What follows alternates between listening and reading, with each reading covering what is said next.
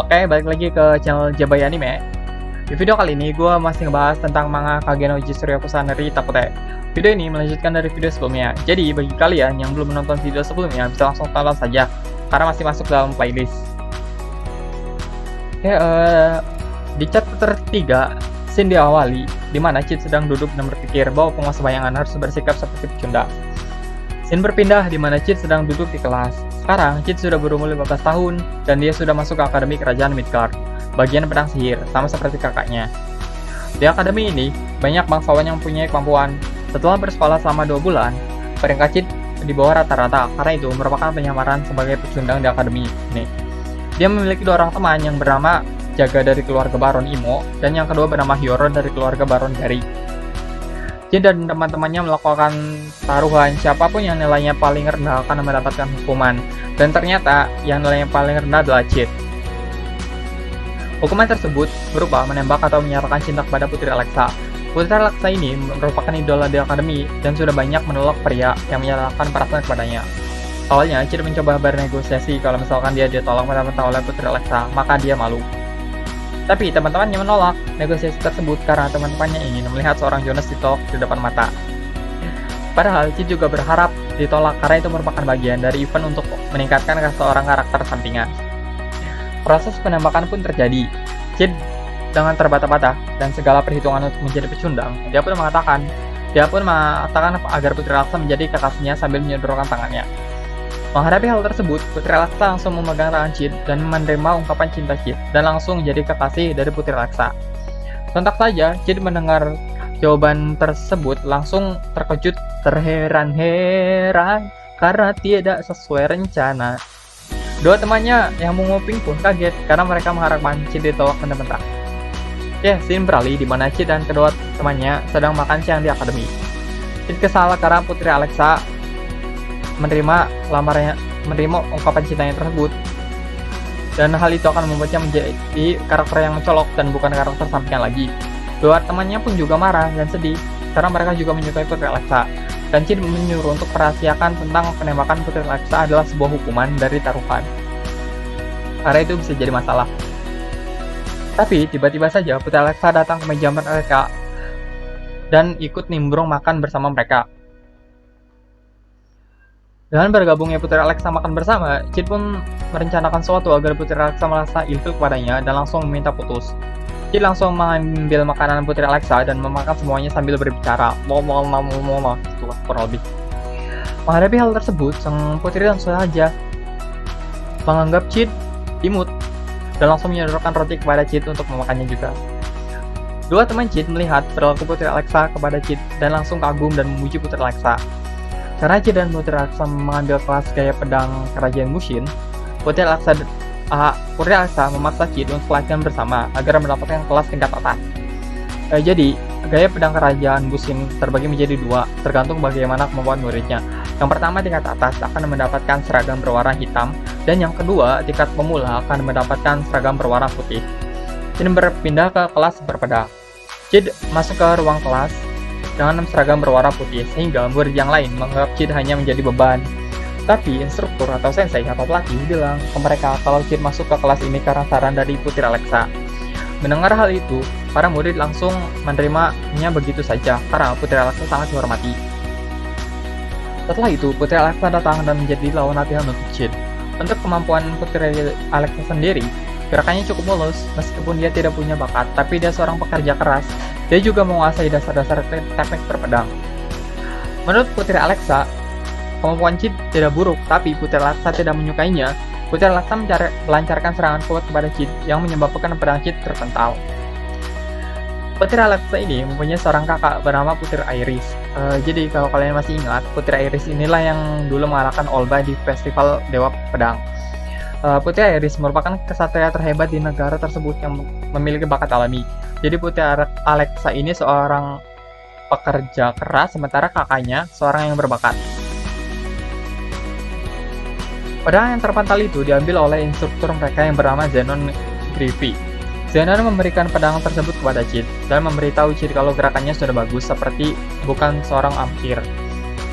Setelah mereka mengobrol beberapa hal, Putri Alexa langsung menempelkan kepala ke dadanya. Jadi Putri Alexa itu menempelkan kepala Cid ke dadanya dan bilang untuk berhenti mengobrol karena mereka sedang berlatih serta mengatakan kalau Cid dan Putri Alexa adalah sepasang kekasih.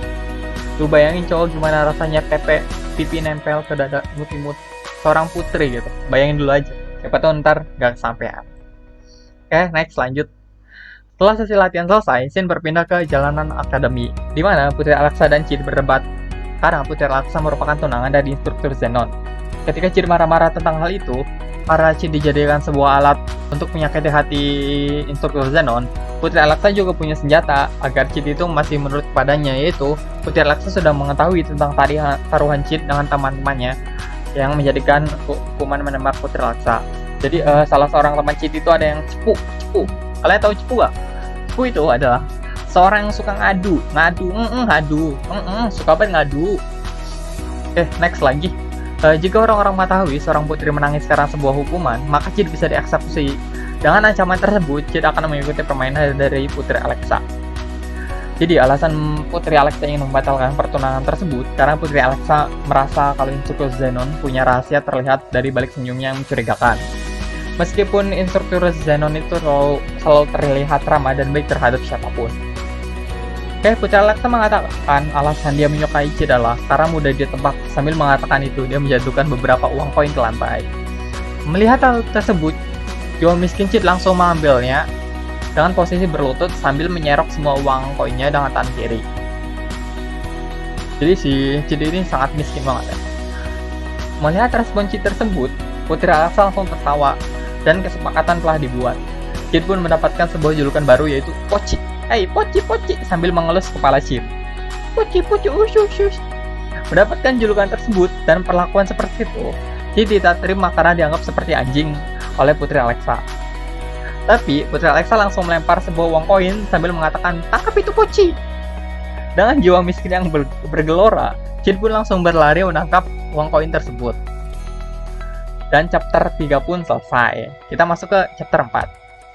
Chapter 4 dimulai pada scene di mana Cid dan Putri Alexa mengobrol. Sudah 2 minggu, Cid menjadi kekasih palsu dari Putri Alexa. Ketika sedang banyak orang, Putri Alexa selalu pura-pura tertawa dan bahagia dengan hubungannya dengan Cid. Tetapi ketika sedang berdua saja, Putri Alexa seperti iblis. Itu karena Putri Alexa selalu menjahili Cid. Contohnya seperti menggambar anjing di bajunya Cid, menyuruh membelikan sesuatu. Meskipun ketika Cid disuruh membelikan sesuatu dia menolak, tapi ketika Putri Alexa menjatuhkan uang koin, Cid langsung bergegas membelikannya karena jiwa miskin Cid.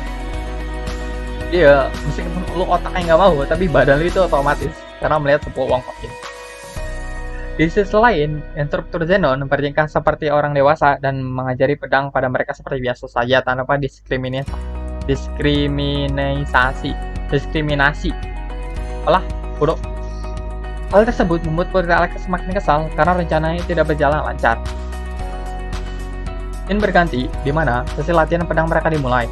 Sambil berlatih pedang, mereka mengobrol beberapa hal, salah satunya tentang kakaknya Putri Alexa yang bernama Putri Iris. Ketika dibandingkan antara Putri Iris dan Putri Alexa, kemampuannya sangat jauh, dan karena hal tersebut, Putri Alexa merasa kesal.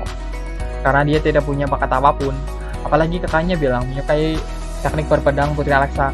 Hal tersebut membuat Putri Alexa jadi tidak menyukai teknik berpedangnya sendiri. Alasan dia membencinya karena teknik pedangnya biasa saja.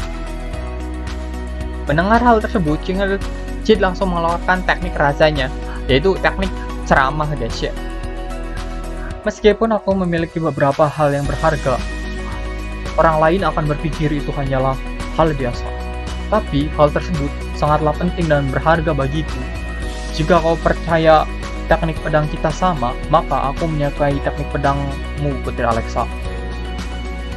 Mendengar teknik ceramah tersebut, Putri Alexa langsung menyudahi latihannya dan memutuskan untuk langsung pulang sendirian. Jadi pelajaran yang bisa kita ambil adalah, kalau kita merasa punya hal berharga pada diri kita dan orang lain menganggapnya biasa saja, abaikan saja perkataan orang tersebut. Karena orang tersebut belum tentu bisa melakukan apa yang kita punya tersebut. Sebagai contoh nih, lu cuma bisa menggambar, komik atau desain sajalah. Maka kalian harus buktikan kalau kalian itu bisa lebih sukses dari hasil desain dibandingkan orang yang merendahkan kalian. Tapi kalau lawan kalian anak elit global, ya harap sih lu mundur aja gitu, gak usah sok-sokan lawan. Ya, next lagi. Keesokan harinya, Cid berkumpul dengan kedua temannya di meja makan akademi. Mereka sudah lama tidak berkumpul bertiga, karena Cid selalu makan berdua dengan Putri Alexa. Karena hal tersebut, temannya kesal, tapi Cid juga kesal karena temannya cepu karena ngasih tahu Putri Alexa tentang hukuman. Tapi tiba-tiba di tengah percakapan mereka, datanglah instruktur Zenon dan menyuruh Cid untuk ikut dengannya karena Putri Alexa belum pulang dari kemarin sore dan menemukan 11 sepatunya di jalan. Wah, ditelusuri, orang yang terakhir bertemu dengan Putri Alexa adalah Cid. Oleh karena itu, Cid langsung dibawa oleh dua orang satria. Tim beralih di mana instruktur Zenon bertemu dengan Putri Iris atau kakaknya dari Putri Alexa. Zenon melaporkan bahwa Cid adalah orang yang mencurigakan, tetapi misalkan Cid yang menculik Putri Iris, itu tidak mungkin karena kemampuan berpedang Cid biasa saja dan Cid pun tidak mengatakan apapun ketika diinterogasi. Meskipun sudah dipukuli beberapa kali. Anjir cok, bocah umur 15 tahun dipukuli. Bayangin, bukan begal, itu bukan begal. Oke, di tengah-tengah percakapan mereka, datanglah waifu gua alias kakak Cid, alias Claire Kageno, sambil memohon-mohon untuk melepaskan adiknya. Jadi waifu gua ini dia ini merupakan murid teladan dan juga anggota dari Persatuan Kesatria. Jadi Putri Iris mau mendengarkannya. Dalam perasaan yang dalam, waifu gua bilang kalau adiknya sudah disiksa selama 5 hari. Dan dia pun percaya kalau adiknya tersebut tidak mungkin bersalah. Karena menyakiti kupu-kupu kecil pun Cid tidak bisa, apalagi menculik seorang putri. Dia pasti menangis ketakutan karena sedang disiksa selama 5 hari. Sedih bet. Waifu gua cok. Kalau misalkan terjadi sesuatu padanya, meskipun kau seorang putri, aku tidak akan. Tiba-tiba saja perkataannya dipotong oleh instruktur Zenon, guys ya. Akhirnya Cid pun dibebaskan, tapi masih tetap diawasi. Scene berpindah di mana Cid berada di ruangannya, dan di sana ada bawahannya yang bernama Alpha. Alpha ini dulu yang diselamatkan waktu berumur 10 tahun, tapi sekarang udah cantik banget dah. Lu bisa lihat sendiri dah, baca dah komiknya. Berdasarkan percakapan dari mereka, sebenarnya Cid bisa melepaskan diri dari para ksatria dengan mudah. Tapi karena Cid sedang dalam mode karakter sampingan, makanya dia diam saja meski sedang disiksa selama 5 hari. Bawahannya pun masih bingung kenapa tuannya tersebut mau menjadi pacar dari Tuan Putri. Tapi bawahannya berpikir kalau tuannya tersebut pasti punya alasan. Jadi seluruh bawahan Cid ini pasti berpikir positif terus gitu, menganggap Cid itu sangat tinggi. Padahal nih ya, alasannya cuma karena taruhan dan butuh duit supaya hidup gak miskin, itu doang cok. Alpha sudah menyelidiki tentang kasus penculikan Tuan Putri yang ternyata merujuk ke para ksatria dan sebagiannya merupakan pengikut dari ajaran Diabolos. Mereka mengincar darah Tuan Putri untuk membangkitkan iblis Diabolos, jadi kemungkinan Tuan Putri masih hidup. Berdasarkan hal tersebut, Alpha akan mengumpulkan beberapa anggota Shadow Garden untuk memulai sebuah misi. Di keesokan harinya, Beta menemui Cid karena menerima perintah dari Alpha untuk berkumpul di ibu kota dan membasmi pengikut Diabolos. Tapi ternyata kemarin Cid mendapatkan surat untuk datang ke hutan belakang akademi jika ingin menyelamatkan Putri Alexa. Karena surat tersebut, Cid langsung turun tangan dan tidak sesuai dengan rencana Alpha. Scene berganti di mana Cid sedang berada di hutan belakang akademi. Di sana Cid menemukan 11 sepatu Putri Alexa dan bertemu dengan 2 orang ksatria. Melihat hal tersebut, 2 ksatria menuduh kalau Cid lah yang menyulik Putri Alexa. 2 ksatria tersebut langsung mengeluarkan pedang dan langsung menyerang Cid. Tapi sebelum serangan itu sampai ke Cid sudah memotong kaki salah satu ksatria dan menebas leher ksatria yang lain. Dan chapter 4 pun selesai sampai di sini. Oke, terima kasih bagi kalian yang sudah menonton video ini. Gue harap kalian tinggalkan jejak di kolom komentar. Dan mohon juga untuk subscribe agar video ini bisa lebih cepat update-nya. Dan jangan lupa like atau komen, terserah kalian. Mau dislike juga gak apa-apa, karena itu juga merupakan sebuah jejak kalau kalian itu pernah nonton video ini. Oke, saya juga punya channel untuk mabar. Silahkan bisa langsung di-add aja di video ada. Bagi kalian yang mau donate, bisa langsung dukung aja lewat Saweria. Tapi nggak tahu masih bisa diakses atau nggak. Kurang lebihnya saya mohon maaf. Terima kasih.